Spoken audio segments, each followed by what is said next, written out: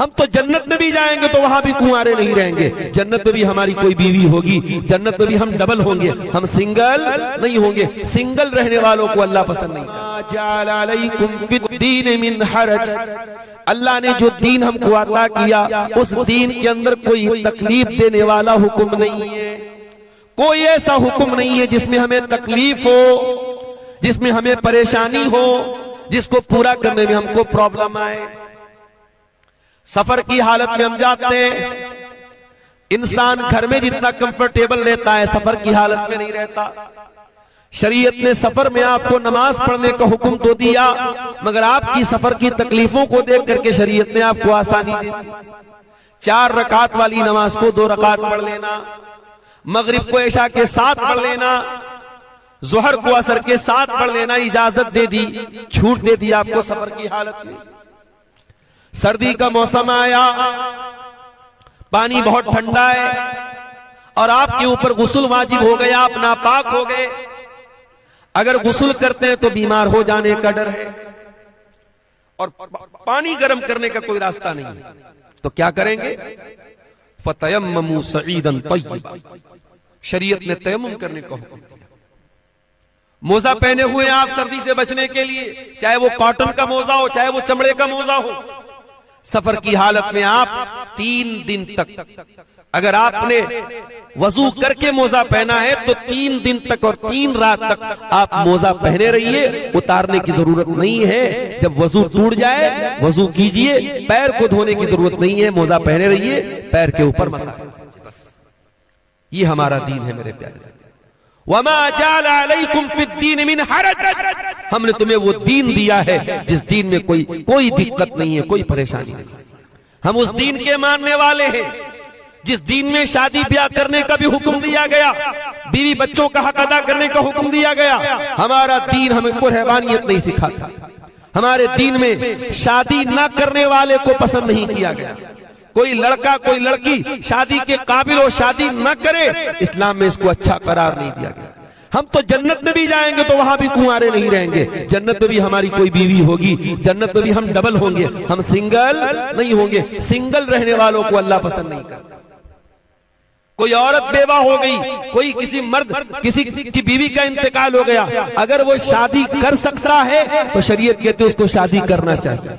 बेवा औरत अकेली न रहे, मुतल्लका औरत अकेली न रहे, आदमी बीवी के इंतकाल के बाद अकेला न रहे, वो जब भी रहे अपने लाइफ पार्टनर के साथ रहे, अपनी शरीक हयात के साथ रहे। और ताकत अगर अल्लाह ने आपको दी है और इंसाफ कर सकते हो तो शरीयत ने आपको 1 नहीं, 2 नहीं, 3 नहीं, 4 तक आपको शादी करने की इजाजत दी है। ये इस्लाम है मेरे प्यारे साथियों, ये अल्लाह का दीन है जो हमें और आपको मिला है। हम तो उस उम्मत से ताल्लुक रखते हैं कि जब मुसलमानों को हुक्म दिया गया कि खाने काबा की तरफ मुंह करके नमाज पढ़ो, कल तक वो बैतुल मुकद्दस की तरफ मुंह करके नमाज पढ़ते थे। जब खाने काबा की तरफ मुंह करके नमाज पढ़ने का हुक्म मिला तो यहूदियों ने मजाक उड़ाया, कहा कि देखो भाई, मुसलमानों का तो कोई ठिकाना ही नहीं है, कल कहीं और मुंह करके नमाज पढ़ रहे थे और आज खाने काबा की तरफ नमाज पढ़ रहे हैं मुंह करके। तो अल्लाह ने क्या फरमाया? सयक़ूलु सुफ़हाउ मिनन नासि मा वल्लाहुम अन क़िबलतिहिमुल्लती कानू अलैहा कुल लिल्लाहिल मशरिक़ु वल मग़रिबु यहदी मन यशाउ इला सिरातिन मुस्तक़ीम। ऐ नबी, कुछ बेवकूफ लोग बोलेंगे कि मुसलमानों को उनके किबला से किस चीज ने हटा दिया। ऐ नबी, जवाब दे दो, अल्लाह का हुक्म आ गया इसलिए मुसलमानों ने किबला बदल दिया। और पूरब का और पश्चिम का मालिक तो अल्लाह है। अल्लाह जिसको चाहता है सिराते मुस्तकीम का रास्ता दिखा देता है। वकज़ालिका जअलनाकुम उम्मतन वसता, और ऐ मुसलमानों, हमने तुमको दुनिया की सबसे बेहतरीन उम्मत बनाया तो तुम्हारा किबला भी दुनिया का सबसे बेहतरीन किबला बनाया। आज साइंटिस्ट बोलते हैं कि जो खाने काबा है ये दुनिया का मिडिल है, दुनिया का सेंटर है खाने काबा। जो हमारा किबला है वो दुनिया का भी किबला है, वो दुनिया का मिडिल है, दुनिया का सेंटर है मेरे प्यारे साथी।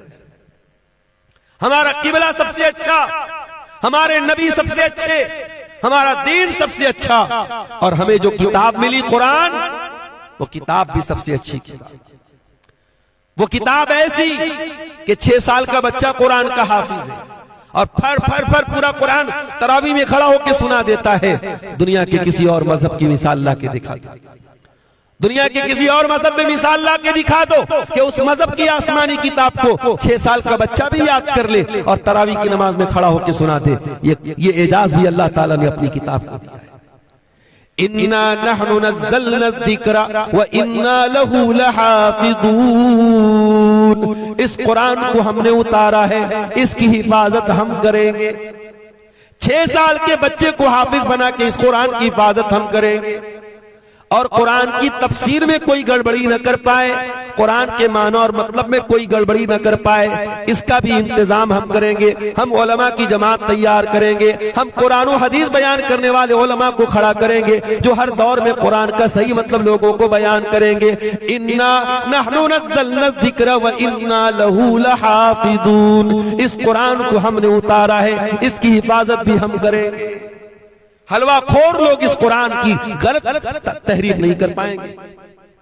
अपने पेट की दुकान चलाने वाले इस कुरान का गलत मतलब बयान करेंगे, मगर हम उलमाए हक को खड़ा करेंगे जो कुरान का सही मतलब दुनिया को बयान करेंगे। तो मेरे अजीजों, हम उस कुरान के मानने वाले लोग, मगर आज ये जूते क्यों पड़ रहे हमारे ऊपर? जिसका जी चाहता है हमें लाख सुना देता है, हमारी मस्जिदों को टेढ़ी नजर से देखने लगता है, हमारे मदरसों को बंद करने की बात करने लगता है, हमारे उलमा को सलाखों के अंदर डलवा देता है। क्यों? ये जिल्लत के हालात क्यों है मेरे प्यारे साथी? इसका जवाब अल्लाह ताला सूरह रात के अंदर देता है। इन्नल्लाह ला युगय्यिरु मा बिक़ौमिन हत्ता युगय्यिरु मा बिअन्फुसिहिम। अल्लाह ताला किसी कौम के हालात को तब तक नहीं बदलता जब तक वो कौम अपने करतूतों को न बदल ले। जब तुम अपने करतूतों को बदलोगे, हम तुम्हारे हालात को बदल देंगे। कल तक तुम इज्जतों को बचाने वाले बन करके आए थे, तुम दुनिया को हया का दर्स देने वाले बन के आए थे, आज तुम खुद बेहया बन गए। तुम दुनिया को ला इलाहा इल्लल्लाह का पाठ पढ़ाने आए थे, आज कब्रों पर सजदा करने वाले बन गए। कल तुम मुहम्मदुर रसूलुल्लाह का कलमा पढ़ने आए थे, आज बिदअतों के पैरोकार बन गए। कल तक तुम दुनिया को औरत का सही मकाम बताने आए थे, आज औरत तुम्हारे लिए भी खिलौना बन गई। कल तुम दुनिया को निकाह के जरिए, शादी के जरिए अपनी शर्मगाह की हिफाजत का दर्स सुनाने आए थे, और आज तुम्हारी शादियों में जहेज आ गया, तुम्हारी शादियों में बारात आ गई, तुम्हारी शादियों में मंगनी आ गई, तुम्हारी शादियों में लंबा चौड़ा खर्चा आ गया। तुमने खुद निकाह को मुश्किल बना के जिना को प्रमोट कर दिया, जिना को आसान कर दिया। जब तुम अपने करतूतों को बदलोगे, अल्लाह तुम्हारे हालात को भी बदल देगा।